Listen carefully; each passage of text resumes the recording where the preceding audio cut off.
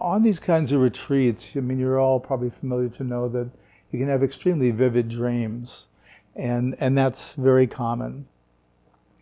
I one time had a retreat where I had a woman who was in her 80s who was having very graphic dreams about killing people, and killing people with swords and knives and all these things.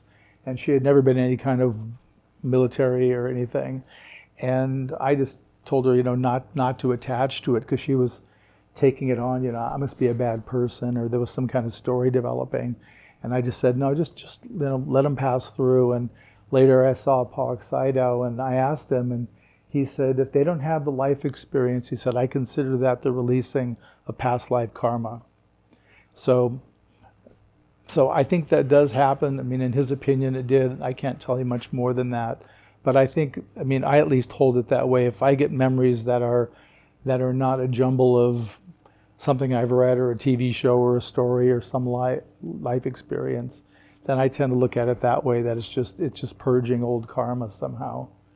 And anyway, but the one thing with past life recall, at least for me, is I've had that come up a couple of times, and I let it come up, and it usually comes up because there's some information.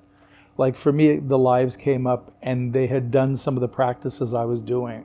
So I got a little bit of a download of their experience, as though I now had experience in it. But I didn't investigate. I didn't look into their names and lives, because the people I knew that did that began developing a whole nother self-identity. And I told the story, I went to a dinner party once in Marin County in California, and it was a past life dinner party. And when they came in, they had little name tags, and you could write down who you thought you were in a previous lifetime. And I loved walking around, because there were 4 Cleopatras out of maybe 20 people. And everybody else was a named person, Julius Caesar, Abraham Lincoln, whatever. They were all named people, and so I wrote third guy on the left on my name tag. I figured somebody's got to carry the water and get the groceries. So, but it was just hysterical. Everybody was famous and wonderful.